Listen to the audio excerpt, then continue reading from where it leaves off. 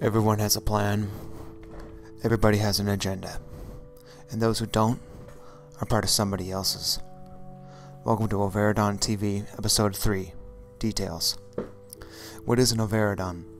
An overidon is an artificial system that attempts to slowly expand and grow, and it attempts to do so without being destroyed or inadvertently destroying itself, either through action or inaction.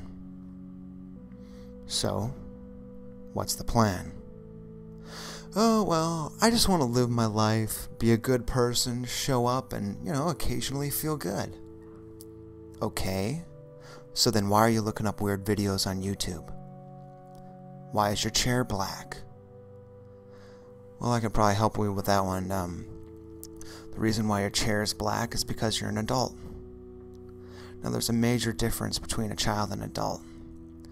And that difference is mostly on the perception of time. A child views time as an overabundant, intangible resource that, like an outstretched ocean or like a vast universe, it has no apparent beginning or end. On the other hand, an adult views time itself as a precious commodity, something that has actual value, and it sees it as finite. It's a finite reminder of our unfinished business. Now, you see that there's a new emphasis on winning and losing in the current system. Are you a winner or are you a loser? Well, in reality, that's not even the best question. I don't know what is yet, but I got a better one. Are you surviving? Because in this world, there are survivors and there's everybody else. I'm not talking about emotional survivors or philosophical survivors. I mean, are you dead or not? If you're not dead, then good job. You can blame your ancestors or roast your parents all you want, but somebody's made a decision that got you here. So with that in mind, what are you going to do with your time? A good place to start might be, well, how much time do I have left? How old am I? How physically healthy am I? Have I damaged my body so much to such a great extent that I'm pretty much screwed? Or can I tweak a habit or behavior here and there and be a serious asset to either my own goals or someone else's whom I respect and trust? The last part's important, because how many times have we been part of someone else's goals, even though we knew that those goals were either flawed or not someone or something that respected or even trusted? Goal alignment is the basis of business with integrity. And it doesn't matter if it's none of your business or just business as usual. Business with integrity is key. But when you're serious, really serious, and you're an asset to your own goals and your own agenda, whatever it may be, it's impossible to be in a state that is anything less than in total alignment. It's a frictionless state of mind.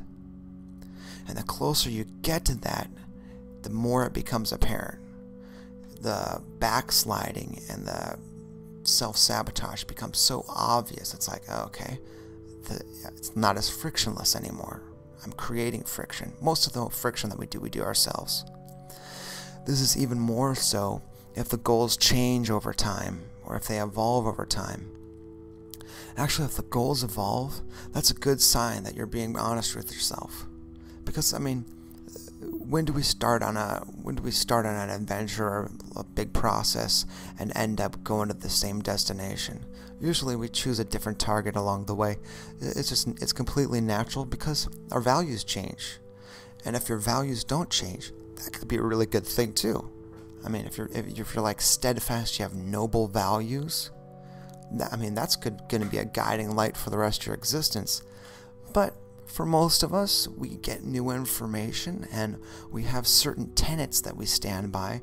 We have some certain core beliefs and values, but the goals change, and maybe even the values themselves change over time. You start to grow up a little bit. You start to get either more or less realistic, more idealistic. You change along the way. If you don't change, that's great. If you do change, that's great too. Just be aware of it. Unfortunately, having goals and executing a plan takes resources. And in order to attain those resources, one may have to compromise on some sort of important issue or deal with people or investors that are less than ideal. And oftentimes you can forfeit many of the very benefits of human existence that make the whole process worthwhile. But if you do things right, the process should be cyclical. You work for others in order to work for yourself. And then when you run out of resources, you work for others again until you can begin the whole thing over again. It's cyclical. Don't take it personally. It's a cyclical process, and even if being the person you want to be is fun and you love it and it makes the whole thing great, sometimes just getting some cash in the bank or getting something to trade with or getting some ideas, swapping ideas in order to get more, that's part of it too. And if you can survive, if you can still maintain at least a shred of integrity, you're going to be in good shape.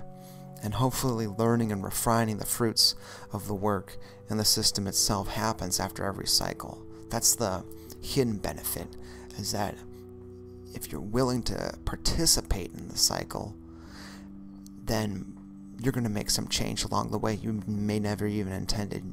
There'll be ripples. There'll be ripples for the insights that you share. There will be ripples for the little bit of good that you do, and people learn from it. And conversly, the negativity that's spread and the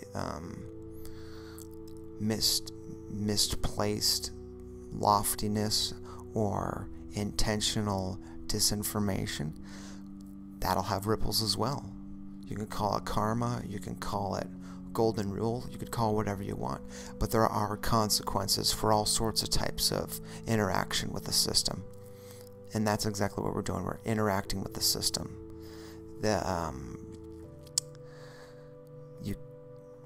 You can isolate, but then when you're done, you're done. What's left? Not much, because you didn't really put any ripples out there. It was mostly contact with the void. And actually, that's pretty cool too. There's nothing wrong with that. And then so, but there's certain things that are going to require a lot of people to tackle, a lot of minds wrapping around in order to actually deal with the technical problems that are facing us every day. And so it's preferable that everybody doesn't isolate. And if attaining the goals, your goals, takes anything less than a decade, anything less than 10 years, then the objectives weren't lofty enough, or else you cheated to get there. Do not cheat. The mental and emotional and guilt-based consequences often outweigh any physical or societal ramifications. And I wish I wasn't talking about,